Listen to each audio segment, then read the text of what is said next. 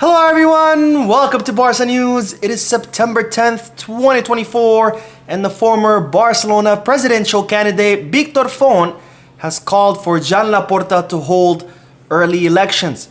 Also, good news as far as an injury update regarding Dani Olmo. And finally, Frenkie de Jong has decided not to undergo surgery, and therefore we currently don't have a return date for the Dutch midfielder. We have a lot to discuss, so let's begin.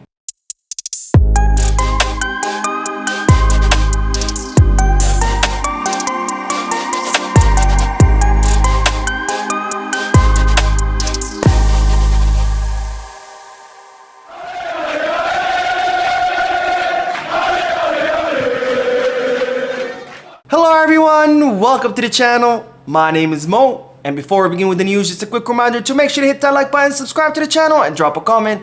All of this helps this channel continue to grow. Also, if you are looking for any Barcelona jerseys or merchandise, make sure you hit the Goal Kits, Kit Bag, or Fanatics. And if you are looking to place any sports bets, make sure you hit the Bet Us. All links are down below in the description. Now, begin with the news that the former Barcelona presidential candidate Victor Font, who ran against Joan Laporta in the last Barcelona presidential elections, has yet once again, as he's been doing all year, decided to criticize Joan Laporta in a press conference that he just held. And during this press conference, he called for Joan Laporta to hold early elections because he believes that the club is being mismanaged. Now, Victor Font's press conference was kind of a response to Joan Laporta's press conference that he held last week, where Victor Font pretty much criticized everything that Joan Laporta had done so far. And I will cover the main topics because it was a pretty lengthy press conference where he repeated a lot of the same things that he constantly repeats. So I'm just gonna focus on three main topics. The first one is that Victor Font claims that Barcelona are still financially weak. Now, this is what Mr. Font had to say as far as Barcelona's economy. Not having the ability to manage the club and not generating more income or signing Nike has kept us blocked, and no one has explained it to us. As we have been registering at the last minute for 2 years, we have become accustomed to it. If there had not been exceptional rules like the ones there are, we would not have registered anyone. What would have happened if Christensen or Araujo had not been injured? Socially and institutionally, it goes beyond with a lack of transparency.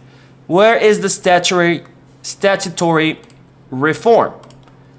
We have often been told that we have left behind the worst economic period of the club. I, on the other hand, want to be educational. This is not an opinion of an opponent, but to be clear, we cannot say that the club has been saved financially if we do not achieve two things: resolve the issues of the quota of Barca Studios and show the Barcelona fans that the club can be sustainable again with a debt of 1.3 billion euros. In this economic context, we can say that we did not sign the agreement with Nike in May, which was a very good agreement because we did not want this. This is taking the piss out of the partners. So several points that Victor Font here mentions. First of all, saying that Barcelona are not financially healthy because they're not really generating more income. That, of course, is absolutely false. Joan Laporta's board of directors have signed over 30 new sponsorship deals that have only helped Barcelona create more sources of revenue. We know that they've pushed through the renovation of the Spotify Camp Nou, which will also be another source of revenue. And they've even renewed current sponsorship deals with a much better agreement, more favorable agreements in favor of Barcelona, which have also generated more sources of income. So to say that the club are not increasing their revenue, that's absolutely false. Then, of course, he goes and says that Barcelona has not left its worst financial situation because they have not closed the Nike or the Barca Vision deals. And to that, part of it is true because once Barcelona do sign those contracts, we will be officially out of the hole. That's still in the works, so that part is true. However, to say that Barcelona have not improved financially, that's an absolute lie. We're in a much better situation than we were 3 years ago when Joan Laporta became president. Now, Victor Font did not only question Barcelona's financial viability, but he did also question the transfer market that Barcelona just had. And in regards to that, this is what the former presidential candidate had to say. We say that Flick is interested in the Joaos and we don't sign them. We say in the first person that we can sign Nico Williams, and we say that we can't talk about players from another club. I trust in the mandate of this board of directors. There are fewer and fewer effective people in the club's board of directors. When you talk about management, it ends up as a propaganda story with promises that are not kept. All of this is unacceptable because if we want to demand anything as culés, it is to be told the truth. Now, there are a few good points here that Victor Font makes. Let's start first with the not so credible points. He talks about how Flick wanted the Joaos. Let's be clear. No one in the club said that Flick wanted the Joaos. That was simply the press speculating. So if you want to go by what the press are saying and then hold the club liable for it, that's your own prerogative, but you're committing a mistake. You know, if some crazy article comes out saying that Barcelona gonna sign Leao tomorrow and the club don't say that, I can't just be like, hey, Barcelona, you promised us that you were gonna sign Leao, because they didn't. It was the press. So I think you have to distinguish between the things that the club say and the things that the press say, and you can't hold the club liable for the lies that the press might print just to sell copies of their newspaper or magazines or whatever it may be. Now, he does bring up a good point as far as Nico Williams, because we were promised that Barcelona were going to sign Nico Williams. That did not happen. Of course, I don't fully blame the club for that, because after all, Barcelona did do its due diligence. They contacted the player several times. They sat down with his agent. They negotiated. They made an offer. At the end of the day, Nico Williams decided to stay. I know a lot of you also hold Joan Laporta and Deco responsible for that, but I think we're forgetting something. That's the nature of this market. Not every player that you set out to sign, you're going to sign. Players say no, players change their mind, players renew, players go to other clubs with higher offers. That happens to every single club on the face of the earth, and has happened to every single club on the face of the earth. Sometimes things do not work out. But I do agree that the club should have not made that promise. I don't blame them for the failed signing, because we can't, you know, it's Nico Williams wanted to stay. We can't do anything about it. But I do blame them for promising or getting the fans excited about the possibility of signing Nico Williams. Now, the last thing that Victor Font said, and this was the highlight or the headline of the press conference, was when he called for Joan Laporta to hold early election. And in regards to that, this is what Victor Font had to say. 3 years in office, 3 sporting directors, 3 coaches, 30 signings of which only 8 are in the squad. We signed Olmo and we say that Gundo has left for sporting reasons. Why are we deceiving people? We asked the president to call elections in the summer of 2025. Thank you very much. So of course elections are in 2026. So Victor Font saying that Joan Laporta should hold them in 2025 instead, a year earlier, because Victor Font is not happy with how Laporta is running the club. And to that I say, Mr. Font, look, this is getting very old and tired. Victor Font has spent the entire year consistently going in front of the mics, doing press conferences, writing letters, just complaining about Joan Laporta over and over and over and over again. We've heard these complaints over and over again, and it's getting pretty old and tiring. And I think that Mr. Font has to understand one thing. You ran against Joan Laporta, you presented your platform, he presented the platform, the people chose Laporta. Deal with it. Now, if you still think that Joan Laporta is not doing a good job, run again in 2026. Present your platform once again. And if the people like it, they're going to choose you. That's how democracy works. Just because you lost the election doesn't mean that you get to spend the next 4 or 5 years just bitching and whining and crying. That's not how it works. Now, I understand that Mr. Font thinks that Joan Laporta is not doing a good job. Okay? That's fine. What's your solution?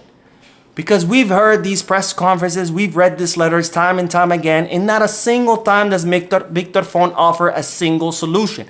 All he talks about how horrible the job that Joan Laporta is doing. Then what's your solution? Because look, I could sit here and criticize Joan Laporta all day, every day. I've done it before. I've criticized him about the handling of Vitor Roque's signing. I've criticized him about how he doesn't delegate, how he hasn't filled important positions. I could do that. But guess what? I'm not running for president. I'm not promising the people that I could do a better job. You are. So tell us, how are you going to do a better job? Because just sitting there and complaining and bitching and whining is not helping anyone. So if Victor Font truly believes that he's this true culé, the true savior, the true Barcelona fan, then tell us, how are you going to make things better? Stop just criticizing for the sake of criticizing. You're not helping anyone. You're not helping the club, and you're not helping yourself, because you're only coming across as a crybaby rather than someone that can truly come and fix the club like you claim to be. But anyways, let's move on to more positive news, because today we got pretty good news that Dani Olmo will be ready for the Girona match. Now, Dani Olmo suffered a pretty bad blow against Serbia where he had to be subbed out.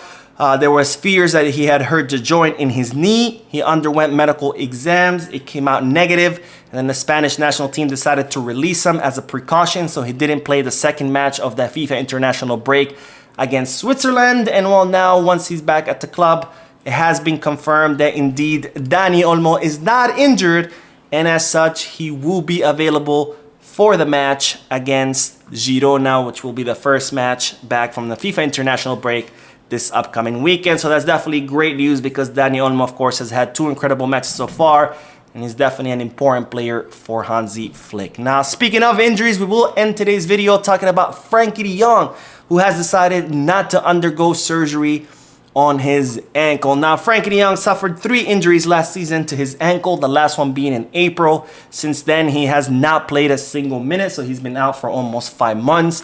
Now, when Frenkie de Jong first suffered this injury, the club didn't really hear much from him, except that Frenkie de Jong wanted to, take his time, be cautious about his recovery, which the club, of course, decided to respect, and they let Frenkie de Jong do a conservative treatment. They let him take his time. They let him, do what he wanted as far as his recovery. But months later, he still wasn't becoming healthy. So Barcelona conducted more medical exams. They realized that the injury was more serious than was initially thought. And as such, Barcelona decided to recommend to Frenkie de Jong that the best course of action would be surgery. Now, once again, Frenkie de Jong decided not to pick up the phone. He continued to ignore the club. So finally, Barcelona decided to give him an ultimatum. You either get surgery or you play once the international break was over. And well, now finally that there is an ultimatum, Frenkie de Jong has decided to respond, not personally, but through his entourage, that he is not going to undergo a surgery, because according to him, he does not trust the medical staff of Barcelona. And as such, right now, we don't have a return date for Frenkie de Jong. He is not going to be ready for the match against Girona. He's not going to be ready for the Champions League against Monaco. It looks like he just wants to keep doing what he's been doing this whole time. Show up to the Ciudad Esportiva, do his individual practice, go home, and not care whether he's going to be ready or not, and doesn't want to do the surgery either. Now, at this point, I'm really losing my patience with Frenkie de Jong. First of all, he's had an outstanding renewal offer for many months. He hasn't even had the decency of picking up the phone and say he accepts it or rejects it. Now he's ignoring the club, ignoring the medical staff recommendation, just wants to show up, do his individual trainings, and go home. And while all this is happening, he's still the highest paid player on the squad. He's going to cost Barcelona 35 million euros. And I think at this point, Barcelona need to be tough with him, because Frenkie de Jong is outright disrespecting the club, a player that never lived up to his full potential, a player that's completely overpaid according to the market conditions. And now with all this crap, with all this disrespect, I think it's time for Barcelona to put their foot down and say, look, you either renew or you're going to sit in the stands and you're not going to play a single minute, just like Juventus did with Chiesa. And now look, they were able to get rid of him. That's my opinion. I'm curious to hear yours, so let me know down below. That is all the news for this video. I'm going to be uploading 2 more videos because there was so much news today. So make sure to stay tuned to the channel. Don't forget to hit the like button, subscribe to the channel, drop a comment. And as always, Pisca Barça.